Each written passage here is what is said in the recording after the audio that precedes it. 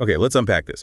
What we have before us today is truly a multi-layered exploration of what it means to be a modern warrior. And it stretches far beyond, simply throwing a punch. Our source material for this deep dive is a remarkable book, The Warrior's Path, The Epic Journey of Modern Karate by Armstrong. And this isn't just a book about physical fighting techniques, right? It's a profound journey, philosophy, history, even the cutting-edge science behind martial arts. It really challenges you, our listener, to look past the surface and truly grasp the why behind the what. Indeed, it does. This source material offers a unique and I think really compelling perspective. It seamlessly integrates ancient wisdom with contemporary application. It dares to challenge those conventional notions of martial arts, emphasizing self-conquest and this profound sense of purpose that resonates far beyond the walls of a dojo. Yeah, definitely. Armstrong's work serves as a truly comprehensive guide. It meticulously spans everything from, the most fundamental dojo etiquette and the intricate historical lineage, all the way to the precise physics of delivering powerful strikes and even the complex psychology of conflict resolution. It's really all in there. It covers a lot of ground. It does. And what's particularly compelling, I find, is how he presents Dragon Kenpo 2.0. It's not portrayed as some static, unchanging system. Instead, it's shown as a living, breathing, and constantly evolving art, refined, to meet the ever-changing threats of the modern world. That's right. And our mission today, well, it's to extract the most insightful nuggets from this incredible resource. Nuggets that we believe will genuinely transform how you view self-defense, discipline, and maybe even your own personal growth. We're going to uncover some surprising facts, unravel a few common myths that kind of cling to martial arts, and pull out practical principles that are applicable far beyond the dojo, finding resonance in your everyday life. Absolutely. There's a lot you can take away. So if you're looking for, maybe not a shortcut, but a deeper understanding of not just how to protect yourself physically, but how to live with intention, with heightened awareness, and a real sense of purpose, then you are absolutely in the right place. Let's really dive in. So kicking off our journey, we begin with ties that bind. And the first thing Armstrong's book emphasizes is dojo etiquette. It's presented as more than just a rigid list of rules, which, might surprise some listeners who picture very strict, unyielding traditions. How does the book manage that balance? Discipline, but also this open, welcoming approach. That's a crucial distinction it makes. The source material views dojo etiquette not as some arbitrary tradition, but as a critical safety mechanism. And it's also a dynamic framework for fostering discipline, respect, and unity. It's really about creating an environment, you called it a micro-society, which I think is a great way to put it, where everyone can learn and thrive safely. Right, like a foundation for everything else. Right, precisely. And this isn't, unique just to martial arts. Think about the meticulous codes of conduct in the military, or even the unwritten rules that govern a high-performing professional team.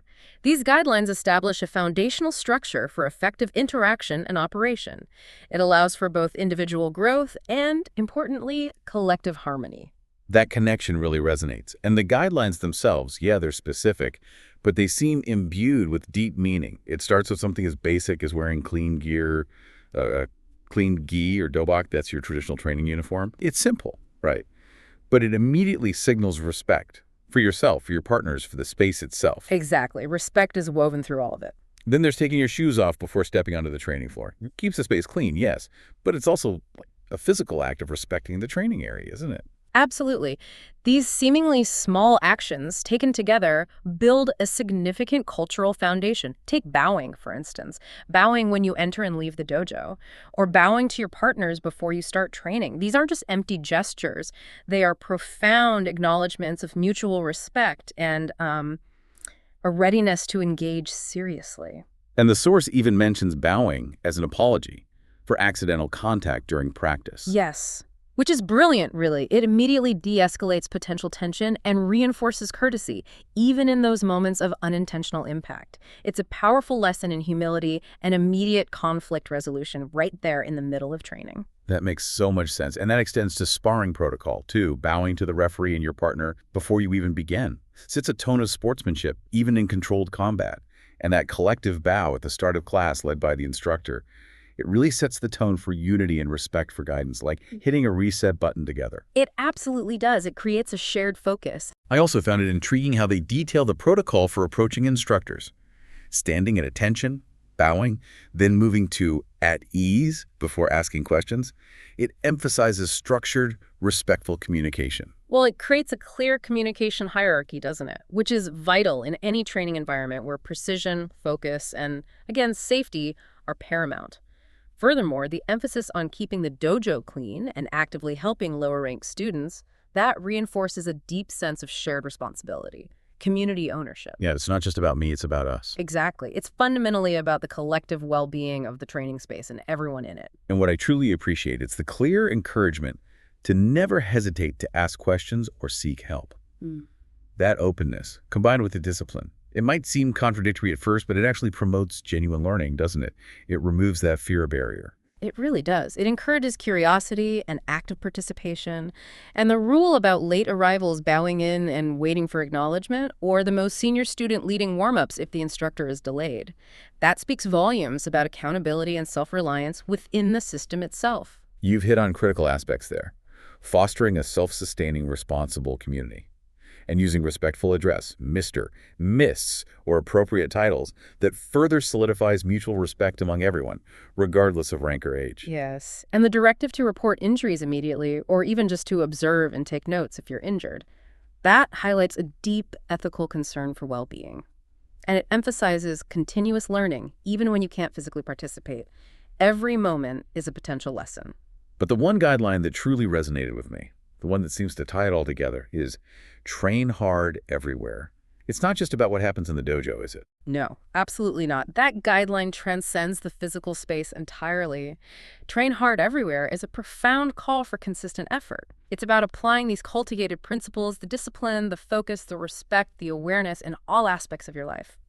So take it outside the dojo walls. Precisely. Whether you're working on a complex project, learning a new skill, or just navigating daily interactions, it's about integrating the martial art into your character, making it a continuous, lifelong journey of self-improvement. It challenges you to bring that disciplined mindset to every single challenge you face. So if dojo etiquette sets the stage, creates that environment, then the next point, the art of the bow and commands, dives into how you embed those values. The book really highlights how simple actions like a bow or a command can deeply embed values and foster readiness. Yes, this section really underscores the foundational importance of intentional movement and communication. It's about cultivating focus, unity, and respect.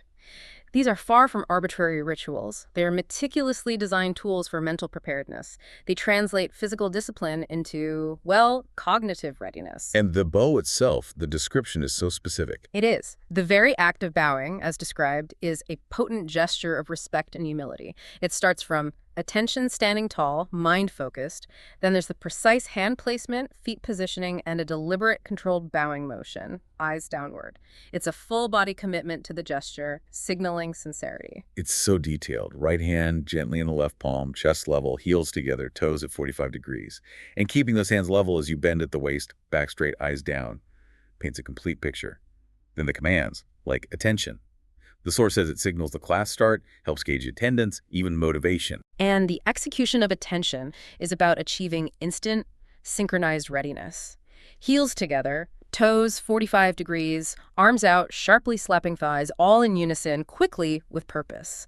This cultivates a collective, immediate focus that you can almost feel. It's not just a sound, it's a simultaneous physical manifestation of readiness.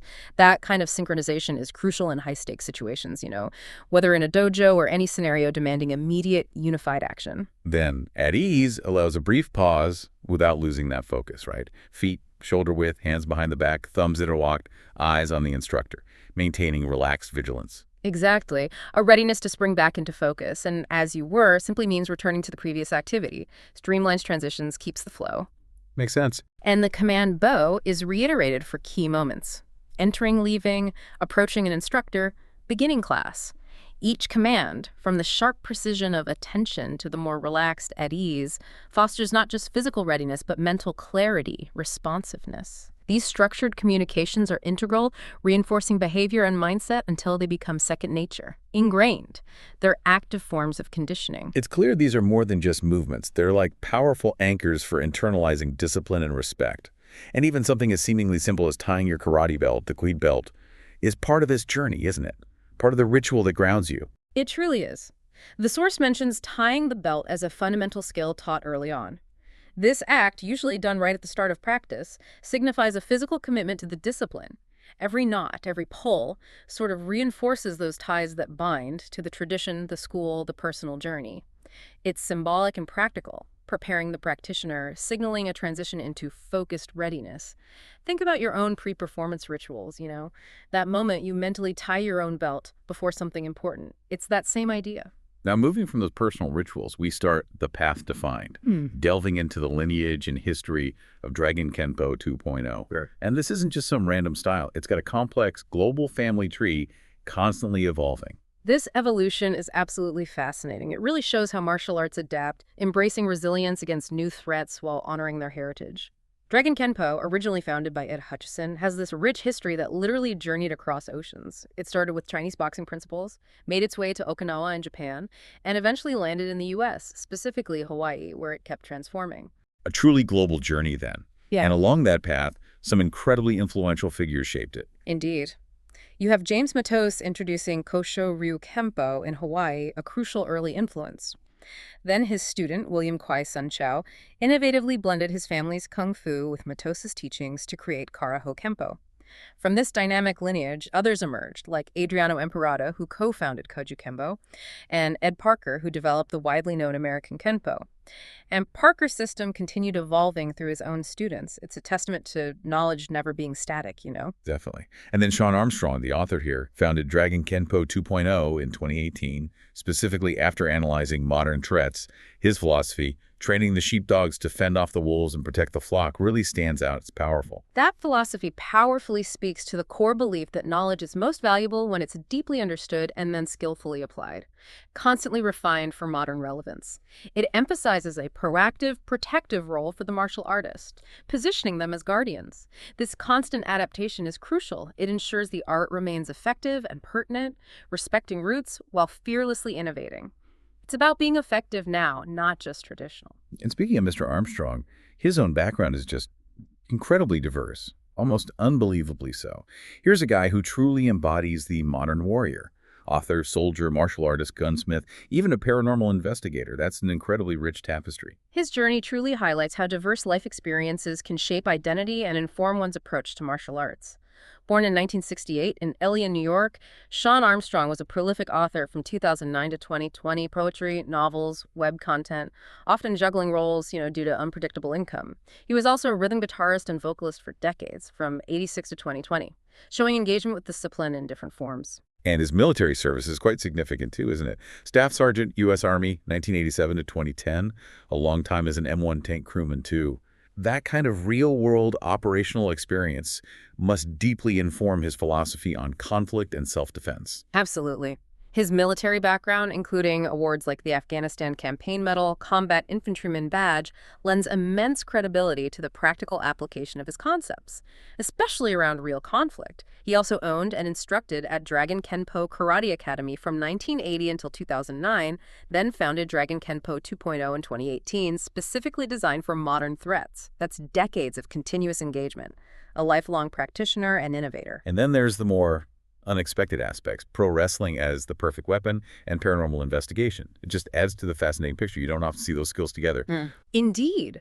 His forays into wrestling and paranormal investigation, while seemingly disparate, illustrate a life dedicated to varied forms of discipline, performance, and exploration. Plus, his education in criminal justice, FEMA courses, firearms instruction, executive protection, it all contributes to a holistic understanding of conflict, safety, human behavior. It's a testament to lifelong learning and adapting expertise across varied domains, a core theme here. His diverse background informs his teaching, making it practical and grounded. From the varied life of someone like Armstrong, we shift to something fundamental yet often misunderstood, the belt ranking system. So those colored belts we see everywhere, they aren't as ancient as many think. Came from judo relatively recently. This is a critical insight. It reveals the practicality behind a system often shrouded in, mystique. Before Dr. Jigoro Kano pioneered the colored belt system for judo in the 1880s, grading varied widely and was much less visible. In Japan, early systems used tiers: Shodan, beginner; Chuden, middle; Jodan, upper. Jodan got access to secret teachings, the Okuden. It was about conveying esoteric knowledge. And there was also the Menkyo system, right? With licenses like Kirakami, Mokuroku, Menkyo, and the highest, Menkyo Kaiden. Precisely. Kirakami, 1 to 3 years, showed commitment. Mokuroku, 3 to 5 years more, was a document of techniques. Menkyo, 2 to 10 years later, was a teaching license. And Menkyo Kaiden, the highest, meant complete mastery, true, profound understanding. In Okinawa, where karate originated, progress was even more discreet due to historical restrictions, measured simply by years of study and personal development, not a visible marker. So Dr. Kana then introduced the visible colored belts, awarding the first black belts to track progress more tangibly, standardize it, and that practical idea spread quickly. It did, like wildfire. Gichin Funakoshi, founder of Shotokan Karate and a friend of Kano's, adapted it. It diffused rapidly. Young-Jik Ryo brought it to Taekwondo in the 1940s. Mitsuyo Maeda introduced concepts to BJJ, though their current structure evolved later, officially ranked in 67. This history shows the balance between tradition and adaptation. Progress was always measured, just differently. It encourages us to look beyond the belt symbol to the real progression of learning. Now, having understood the foundation and the history, let's strip away the mystique and dive into the objective realities, the science of the warrior. This section gets into the scientific principles, starting with the physics of breaking boards. This is fascinating. Take something that looks like magic and shows the pure science. It's like a martial arts physics lesson. What's truly fascinating here is the complete demystification. Taking something often seen as supernatural, even by some practitioners, the source emphasizes board breaking isn't about mystical chi or ki, but precise application of physical principles. It starts with understanding materials, using pine wood because it's soft and weaker along the grain. Easier to break consistently. It's smart material science, not cheating. And using spacers for multiple boards, that's clever physics too, right? Maintaining momentum like train cars. Exactly. When you strike, the top board absorbs most initial force. Momentum transfers efficiently through the rest as they break. At the heart is the impulse momentum theorem. Impulse eases change in momentum, which is force multiplied by time, FXT. So to break a board effectively or achieve any powerful impact, you need very high force over an incredibly short time. And that leads to the 4 key variables: force, time, mass, and change in velocity. So you maximize mass by engaging your whole body, twisting, turning, hips, not just your fist or foot. That's right. More body mass equals more force. Then minimize impact time by using solid supports like concrete, which don't absorb energy. Shorter time means a greater force delivered. And crucially, maximize velocity. Dropping body weight converts potential energy to kinetic. Kinetic energy is proportional to velocity squared, so a bit more speed gives way more impact power. And the book is a sharp reality check, warning against pseudoscience like yellow bamboo, which relies on unproven concepts and leads to failure or injury. It underlines that scientific understanding empowers real, repeatable skills. This aligns perfectly with Occam's razor simpler, verifiable explanations usually beat complex, mystical ones. It makes you ask, where else do we attribute magic when clear science and known principles are the real explanation? Mastery, the book argues, is about intelligent training and leveraging reality, not mystique. From breaking physics, we pivot to survival biology. Understanding bio, how the body works in life-threatening situations. This is vital info for anyone, not just martial artists. Understanding how your body reacts under pressure can be an absolute game changer. If we connect this to the bigger picture, it highlights training not just the body, but crucially the mind, to manage these intense physiological responses.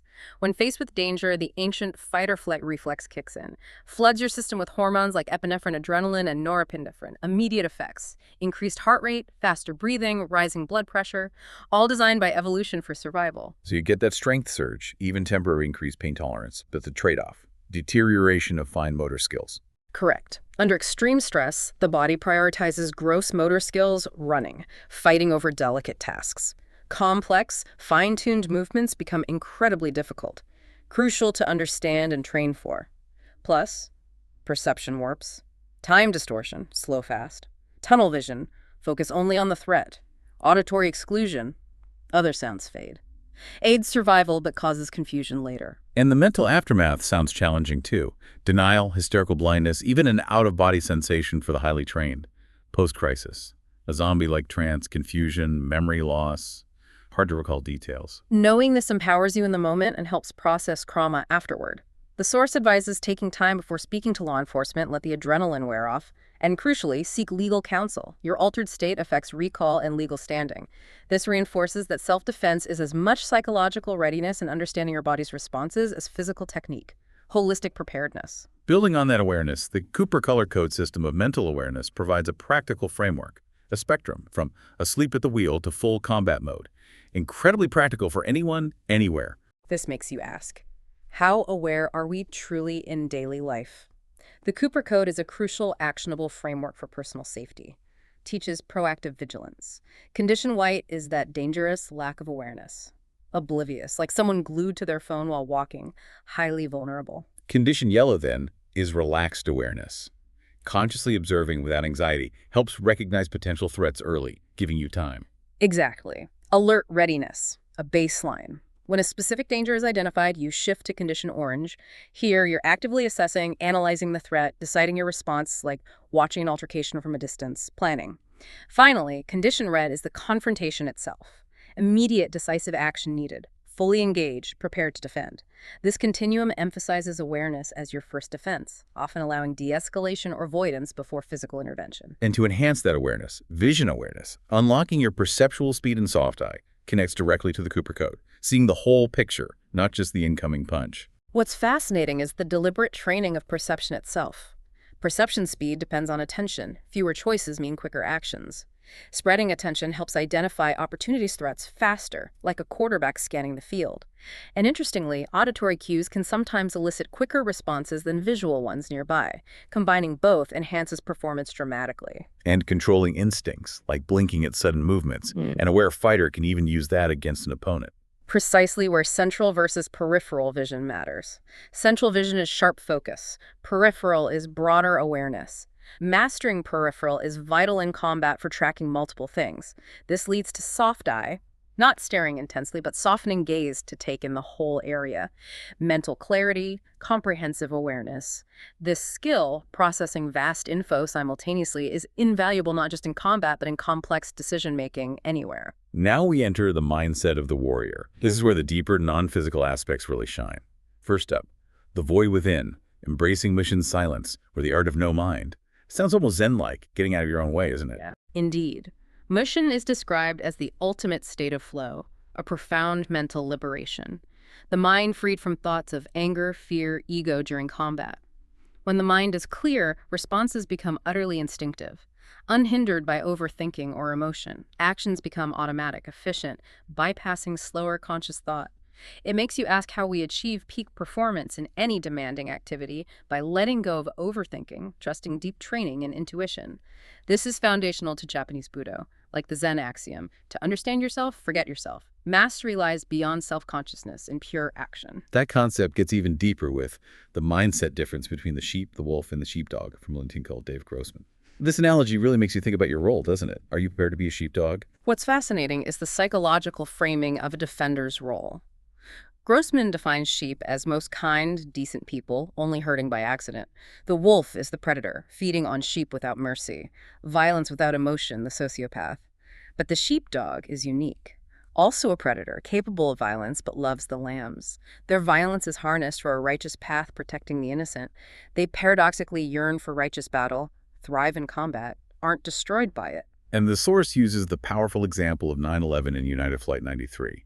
The sheepdogs wished they were on that plane to make a difference, while sheep understandably thank God they weren't. It highlights how ordinary passengers transformed into heroes, deciding to fight back. That transformation speaks volumes about internal resilience and the capacity for protective action within ordinary people when pushed. The sheepdog mindset approaches combat with a positive, self-fulfilling prophecy, viewing it not as terrifying, but a culminating achievement. Pinnacle of preparation. This mindset allows thriving in extreme situations.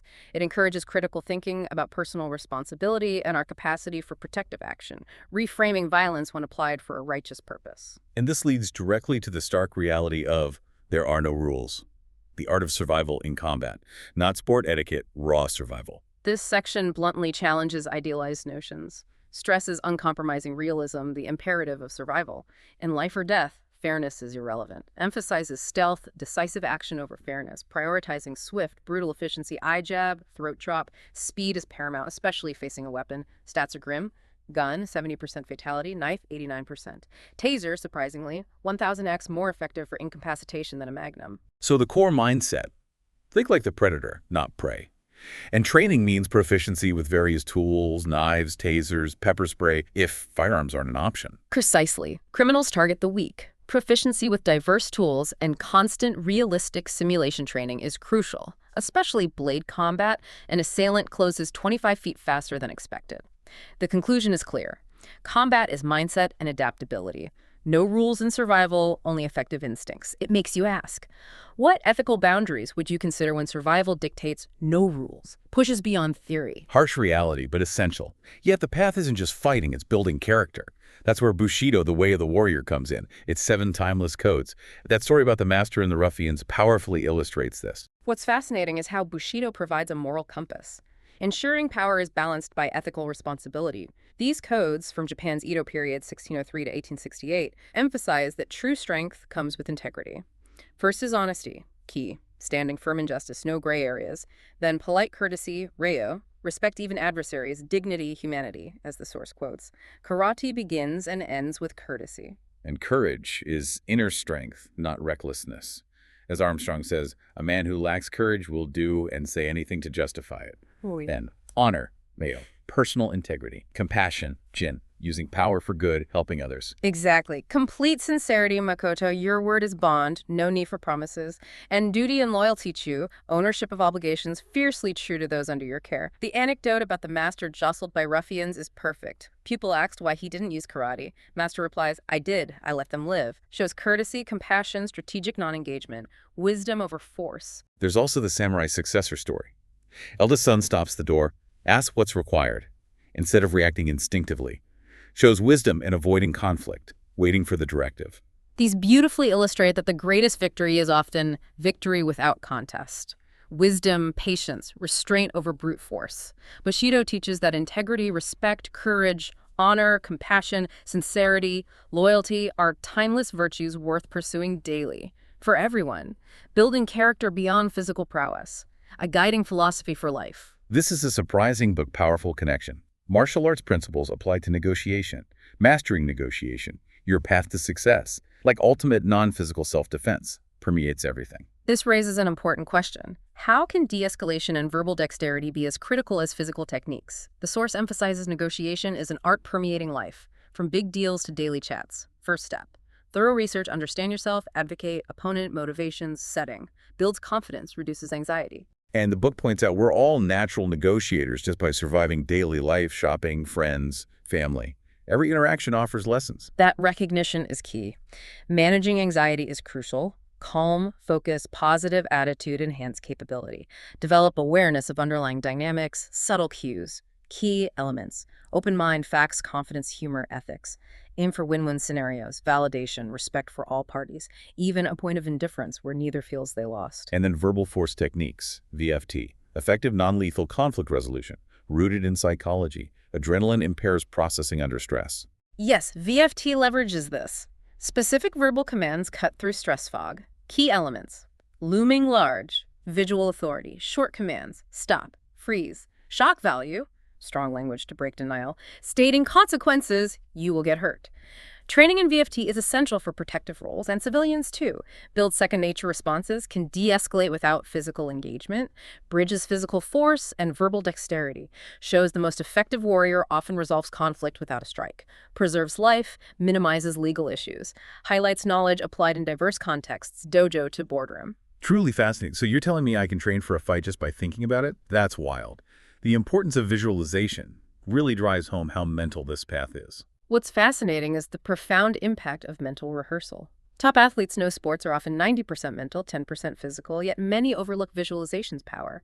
It's guided mental imagery, vividly imagining success. Dr. Blaslada's basketball studies showed a group only visualizing improved free throws by 23%, almost as much as the physical practice group, 24%. Control group, 0%. Genuinely incredible. So the science, brain creates neural pathways, sends impulses to muscles, almost like doing it. Mind struggles to distinguish real versus vividly imagined. Exactly. Why we feel emotions from stories, movies, brain engages as if real. Practical applications are immense. Self-defense. Imagine intimidating opponent, perfect technique. Scenario rehearsal. Mentally run through complex responses. Techniques range from picturing strikes landing, beginner, to mentally performing 10x intermediate, to advanced defense counter takedown visualization, conclusion. Everything experienced occurs in mind first. Leverage visualization to create alternate realities, rehearse scenarios, improve skills without physical exertion. Primes brain for effective execution. Reinforces mastery is cognitive engagement, not just physical repetition. And finally, under mindset, we have war stories, caution and motivation. A great reminder that even the stories we tell can shape reality, for better or worse. This raises a question about narrative's role in learning, motivation, self-perception. War stories are tales of past experiences, personal, embellished, even fabricated. They can be entertaining, instructive, fascinating, inspiring, motivating pupils. But value lies in perspective and being based on fact. But they can also be abused, twisting truth. Absolutely. Source warns against bloviating braggarts, using stories for self-aggrandizement, glorification, financial gain by spinning fabrications. Gives the field a bad name, dishonors true practice. Advice? Be discerning listening, question source intent, careful telling, keep perspective. Aligns with Japanese shibumi elegance and quiet simplicity, understated action. Shun flamboyance for substance. Focus on what needs doing, not attention. Critical thinking essential to distinguish value from fabrication. Now let's move into the practice of the warrior, honing the craft through application. First principle, slow is smooth, smooth is fast. Classic phrase, but unpacking it here shows its power, building a solid foundation. What's fascinating is the emphasis on deliberate, methodical practice over rushed execution. Not just martial arts, core military doctrine. Rushing leads to mistakes. Deliberate, measured steps allow greater control, ultimate effectiveness. For martial artists or anyone learning complex skills, practicing slower helps internalize with precision. Only when precision is ingrained does true speed come naturally. Reminds me of Doc Holliday, take your time in a hurry. Precision trumps raw speed. Hitting the target means everything. Precisely. Source notes this came from the rifle range. Marine instructors teach meticulous loading gaming. Principles of violence effectiveness apply universally firearm or hand-to-hand.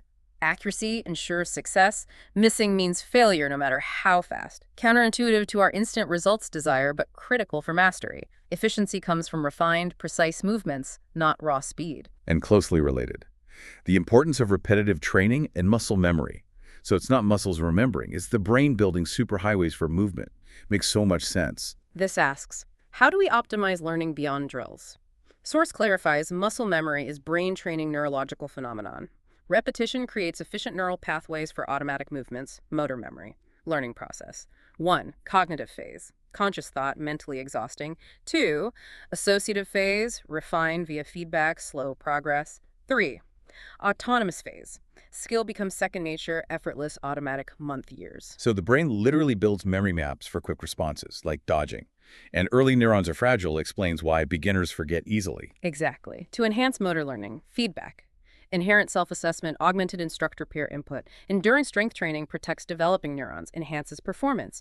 Visualization mentally rehearses, activates neural pathways, improves execution. Analogy. Stone and pawn makes koi swing consistently, prevents laziness. Illustrates consistent, repetitive training. Gakuma nichikamichi nashi. No shortcut to learning. Understanding skills are learned in mind, empowers holistic, effective training. Another practical section, joint health and mobility, often overlooked until something hurts.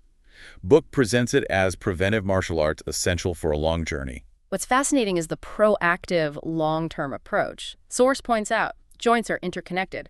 Tight hip strains knee ankle. Crucial to grasp mobility, flexibility, stability, flexibility, passive range, mobility, unrestricted movement patterns, stability, control during movement. Practicing core kata like Senshi Nahanchi enhances body awareness, proprioception, prevents injuries, promotes longevity. So just a few minutes daily of joint mobility exercises offer significant benefits. Simple, powerful habit. Yes. Benefits.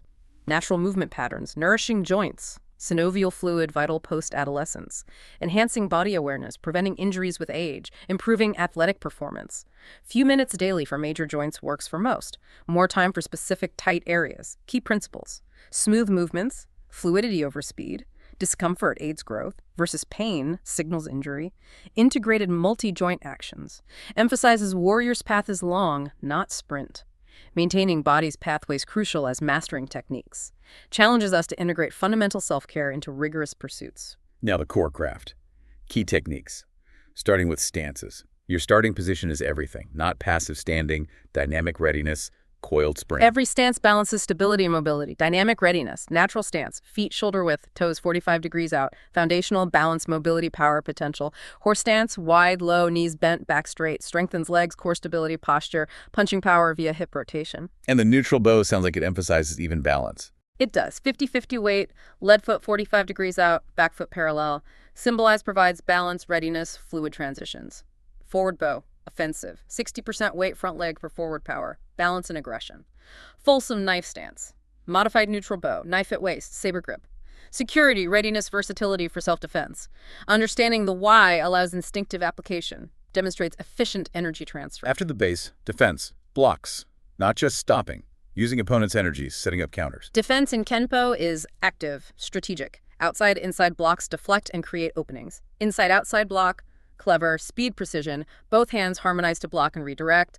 Low hook scoop blocks, fluidity, avoid force on force, redirect energy around.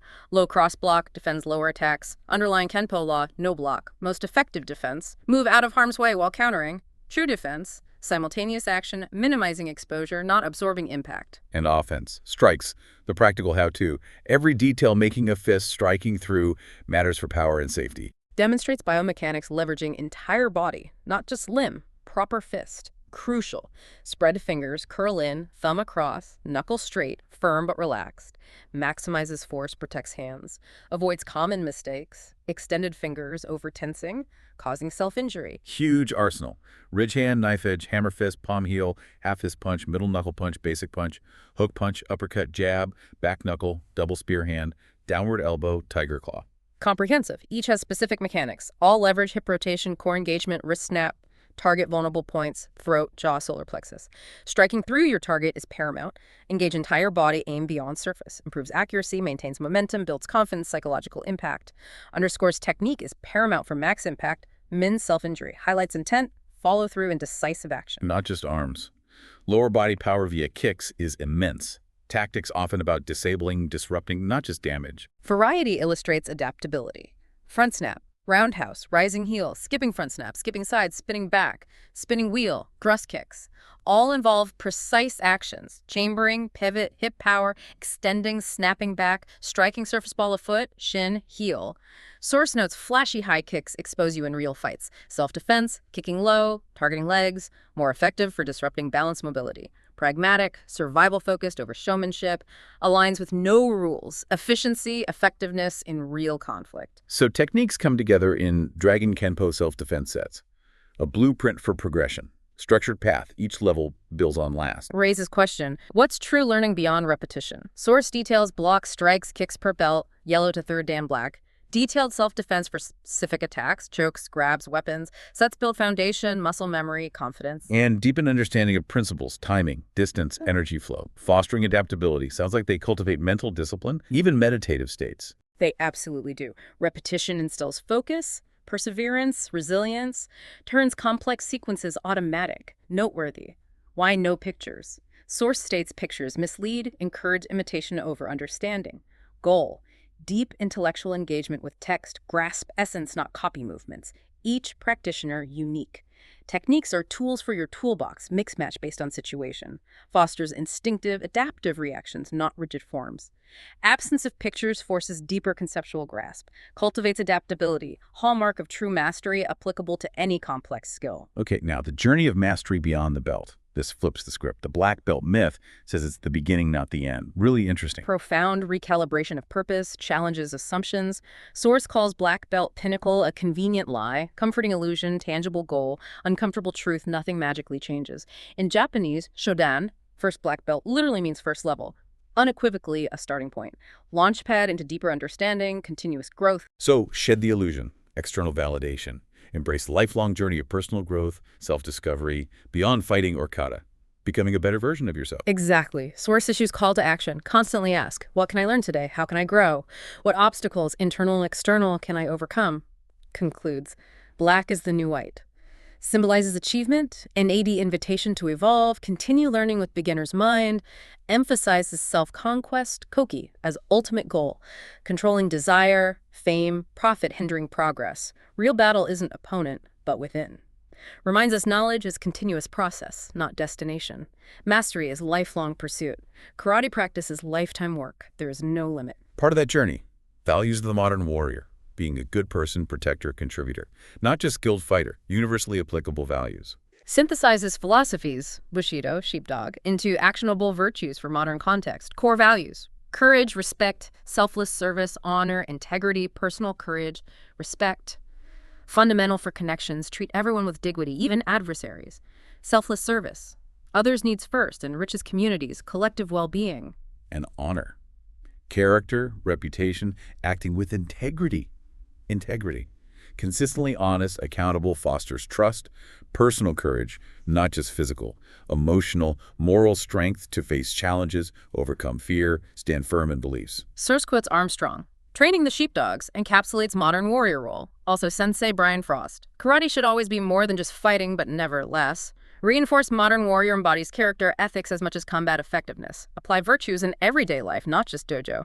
Makes martial art a comprehensive philosophy for living with purpose, integrity, responsibility. Leads perfectly to no holidays in karate. Drives home martial arts isn't just a hobby, fundamental way of being, lifetime journey permeating everything. Concept from Koei-kan Karate-do. Means more than practicing on holidays. Means karate is for lifetime, inseparable part of daily existence. Permeating thought, action. Applies to how you think, conduct yourself, approach challenges, interact. Principles, discipline, focus, respect, self-control, meant for positive, constructive use in all areas, complex tasks to mundane chores. Transforms physical discipline into comprehensive philosophy for living. Emphasizes consistent effort, moral conduct inseparable from mastery. Truly about living your art, not just doing it. Finally, the instructor's wisdom guiding the path. Advice for red belts becoming instructors, not just teaching techniques, being profound mentor, wise guide, leadership in purest form. Raises question about responsibility with knowledge authority. Source gives insightful tips. Instructor's influence shapes future generations. Crucial tip: limit corrections 2 at a time to avoid overwhelming, allow absorption. Respect authority without abusing it, students emulate. As Franklin said, example is the best sermon. Emphasizes individualized teaching. Recognize students learn differently, tailor approach, avoid overanalysis, keep simple, engaging, training interesting, challenging, not just easy tedious. Precisely. Instructors must embrace mistakes, allow freedom to err, powerful growth.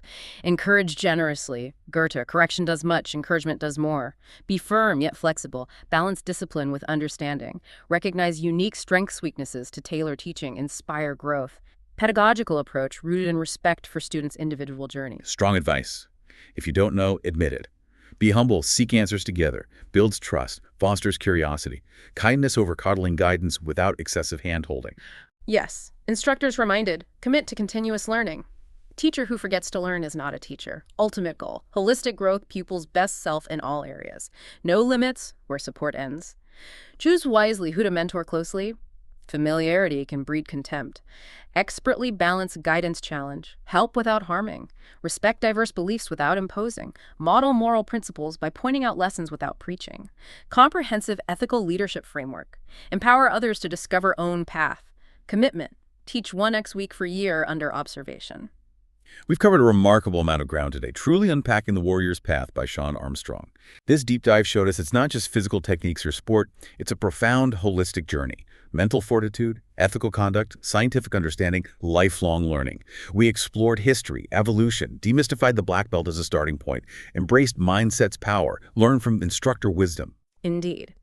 We saw how dojo etiquette fosters respectful, effective learning, how board-breaking physics grounds feats in science, how understanding physiology under stress is vital for preparedness, recovery, delved into mindset shifts, practical Cooper code for awareness, protective sheepdog philosophy, timeless Bushido virtues guiding character, all interconnected facets of embodying the warrior's path, applicable far beyond the dojo. So if the deepest battle is truly within, mastering your mind, reactions, character, what aspect of your own inner dojo will you focus on training tomorrow? Knowing, as the source says, the lecture is 1, the practice is 1,000. And remember, as the source eloquently suggests, the more fruit the stalk of rice bears, the lower it bows. True mastery often manifests as profound humility, a continuous quest for deeper understanding regardless of rank or achievement. It's recognizing karate practice is lifetime work. There is no limit. What new first step are you prepared to take on your own lifelong journey, applying principles of awareness, discipline, mental preparation, humility, continuous learning in your daily life, transforming the mundane into a practice of mastery?